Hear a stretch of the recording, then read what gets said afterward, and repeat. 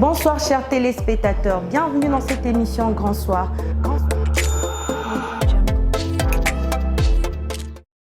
Bonsoir chers téléspectateurs, très heureuse de vous retrouver une fois de plus à travers cette émission Grand Soir qui est votre magazine, votre émission qui revient toujours sur les temps forts de la semaine, infos, débats, chroniques et analyses, pourquoi pas, pour mieux comprendre à l'actualité.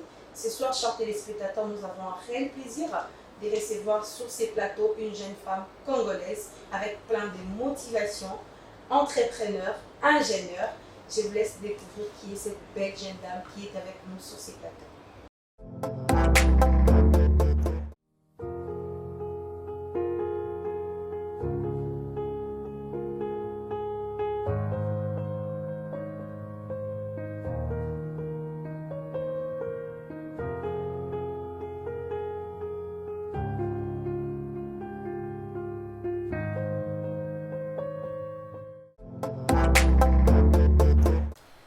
Je reçois sur ces plateaux une jeune femme congolaise, pleine de motivation, Déborah Mouchagalusa. Bonsoir. Bonsoir Madame Patricia. Ça va très bien? Je vais bien, merci. Et vous? Déborah, vous avez, non si je vais bien, vous avez plusieurs casquettes. Je ne sais pas si je vous ai bien présenté, mais j'aimerais que vous puissiez le faire pour les téléspectateurs. Vous êtes ingénieur déjà. Oui. Et... Je suis ingénieure en bâtiment et travaux publics. Oui. Je suis une femme d'affaires, une jeune femme d'affaires, comme Bien vous pouvez sûr, le voir. bien sûr. Et j'ai une boutique d'habillement appelée Boutique Victoria.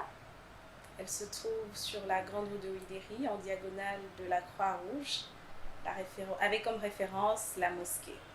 D'accord, et vous avez aussi quelques projets de construction en cours, c'est ça? Oui, je suis sur le point d'ouvrir mon bureau d'études, plus tard que ce soit une grande entreprise de construction. Waouh! Donc le projet. Félicitations.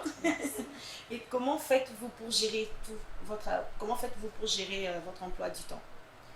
Bon, c'est vrai que c'est difficile, c'est dur quand même, mais surtout étant jeune, on a de la distraction autour et ayant différentes casquettes en même temps.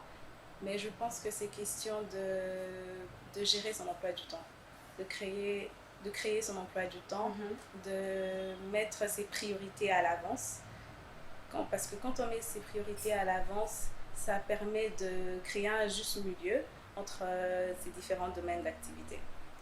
Qu'est-ce qui vous a donné cette envie de devenir entrepreneur? Bon, à la base, je ne suis pas partie de l'envie de devenir entrepreneur. C'est plutôt la passion que j'ai dans la mode qui m'a poussée à embrasser le chemin de l'entrepreneuriat. À vous lancer? À me lancer dans l'entrepreneuriat. Et qu'est-ce que vous faites? Quelles sont les stratégies que vous avez vu que la concurrence aujourd'hui, et ce n'est pas facile, et comment faites-vous pour gérer la concurrence? Bon, pour vous imposer dans les milieux que vous êtes? Oui. Personnellement, je trouve que la concurrence ça m'aide à m'y mettre totalement dans mon domaine. Donc ça me permet de ramener ma particularité dans mon business. Et comment êtes-vous parvenu à vous réorienter? Bon, j'aimerais tout d'abord préciser que j'exerce ma profession. Donc comme je viens de vous dire, je suis ingénieure en bâtiment et travaux publics. Donc je construis, j'ai des marchés, je dirige des travaux. Mais seulement que mon business, c'est, comme je venais de vous le dire, c'est une passion. Je suis passionnée de la mode. C'est comme ça qu'en dehors de ma profession... Et vous pensez aller plus loin avec cette passion? Évidemment. On peut avoir quelques idées déjà? Plus tard, qu'est-ce que vous pensez apporter à la mode? Bon, déjà, ce que je fais, c'est que je crée aux gens leur propre style. Parce qu'il y a des gens, oui, qui ne savent vraiment pas assortir leur style à leur personnalité. Ça, c'est quelque chose qu'on fait. Et à la longue, on aimerait avoir notre boutique dans pratiquement toutes les provinces du pays. Et déjà cette année, nous avons un projet d'en ouvrir une à Lubumbashi. Et puis voilà. Donc, vous voulez en faire une société, une entreprise? Voilà, une très grande entreprise. Et avec en même temps la construction et les boutiques d'habillement. Et vraiment, félicitations. C'est ce que nous voulons de jeunes femmes aujourd'hui. Et quelles inquiétudes avez-vous pu ressentir lors de la création de votre entreprise?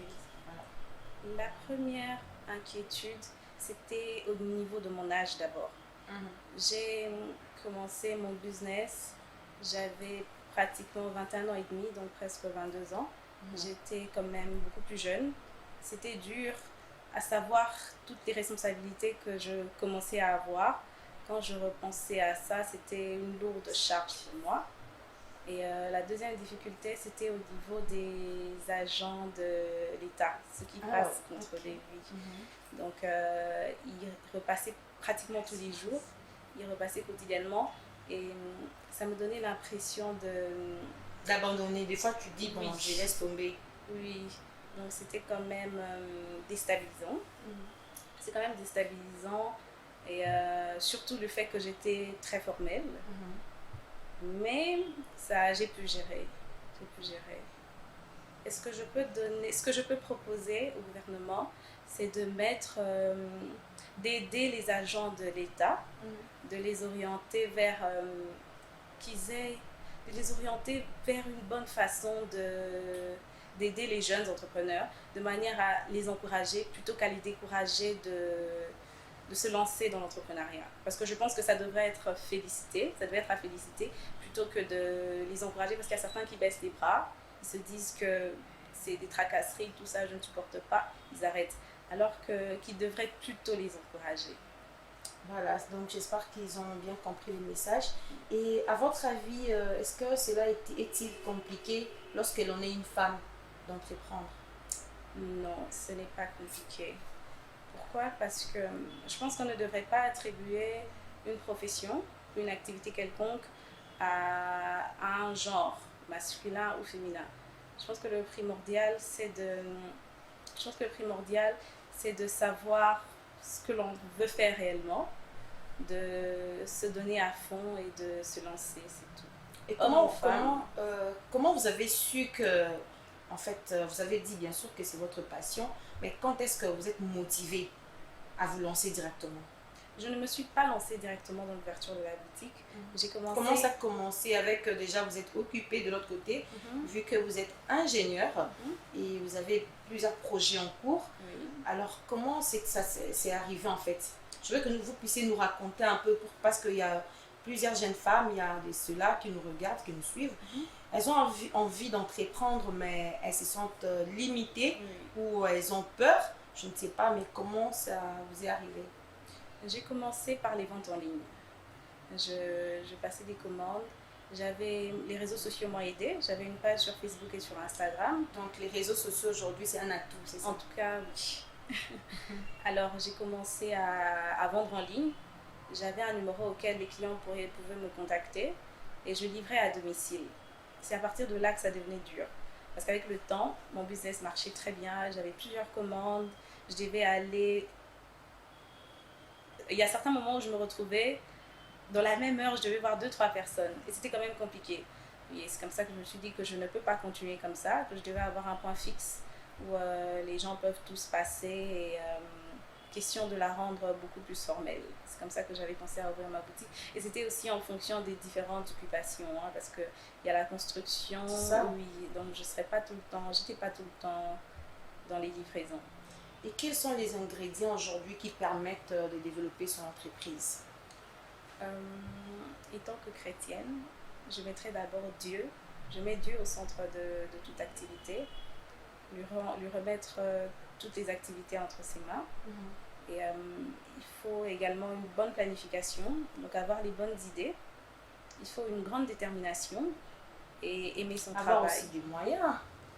Oui, mais je crois que tout part de la détermination et de l'amour pour son travail. Parce qu'on peut avoir de l'argent, mais on tombe. Alors que lorsqu'on a beaucoup d'amour pour son travail, ça permet de se relever et d'avancer. Donc, ce que vous avez dit tout à l'heure, les ingrédients, donc il faut avoir la détermination et l'amour pour son travail. L'amour pour son travail, oui. De remettre tout son business, tous ses projets entre les mains de Dieu. Et puis faire ce qui passionne. Et vous n'êtes pas seulement ingénieur et entrepreneur, vous faites partie aussi d'une fondation, La Voix de la Femme. La Voix de la Femme, oui. Qu'est-ce qu'on peut comprendre de cette fondation? Quels sont vos objectifs? La Voix de la Femme est une ONG ayant pour but de venir en aide les filles et les jeunes femmes démunies, c'est-à-dire les orphelins, les jeunes filles mères et violées. Nous avons un programme appelé Tumaini, c'est un programme lancé depuis 2017. C'est un programme qui vise la scolarisation des jeunes filles. Nous sommes également sur un projet de la construction d'une école à l'Équateur, une école parascolaire avec différentes activités à l'Équateur. Et en même temps, nous avons un réseau de synergie qui a pour but de développer l'entrepreneuriat, développer son business.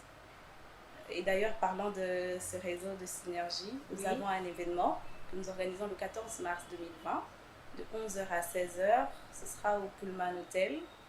Il y aura échange avec des différents intervenants, tels que l'honorable Patrick Muyaya, la sénatrice Francine Moulumba, la porte-parole adjointe du chef de l'État, Madame Tina Salama, et plein d'autres différents intervenants. Il y aura également recrutement de CV et les meilleurs projets. Pouvez-vous nous expliquer un peu, excuse-moi parce que de vous avoir interrompu, le recrutement de CV, comment ça va se passer? Pourquoi recrutez-vous les CV? Parce qu'en fait, notre réseau vise le développement des business. Alors, ça ne sera pas que non, vu que Déborah Mouchagalusa a une amie, une sœur, elle prend son CV, elle l'amène. Ça sera comment? Les CV sera mérité ou bien comment cela va se passer? Et pourquoi recrutez-vous ces CV? Parce qu'à la base, notre réseau, c'est un réseau qui développe le business. Alors, étant que jeune, parce que dans notre fondation, la majorité, nous sommes jeunes. D'accord. Chacune a son vécu. Il y a des difficultés parfois. Il y a certaines personnes qui ont des projets, des très bons projets par exemple, mais qui n'ont aucun soutien, qui n'ont aucun financement, qui ne savent pas par où commencer. Alors nous demandons à tous ces jeunes, à toutes ces personnes, de ramener leurs projets, de ramener leur CV. Et ce ne sera pas à notre niveau. Il y aura des investisseurs, il y aura des politiciens, il y aura plusieurs différentes personnes qui vont entendre, à qui ils vont essayer de convaincre que leur projet est fiable. Une fois que nous rendons compte que votre projet est fiable, il n'y a pas de souci, nous allons nous arranger, on verra comment financer et puis vous allez commencer votre activité. Et tant que jeune femme congolaise, qu'est-ce que vous remarquez ou bien qu'est-ce que vous pouvez dire aux jeunes femmes d'aujourd'hui qui peut-être se disent que voilà, je suis belle, je veux utiliser ma beauté pour réussir et non pas entreprendre? Qu'est-ce que vous pouvez dire à ces jeunes femmes aujourd'hui qui manquent des convictions? Moi, je pense que les femmes devraient se lancer. À toutes celles qui ont des projets, elles doivent se lancer, penser à entreprendre, ne pas avoir peur, d'avoir confiance en soi. C'est la base d'abord, avoir confiance en soi. Parce que je pense que Dieu a placé en chacun de nous un potentiel de faire quelque chose de très utile. Alors,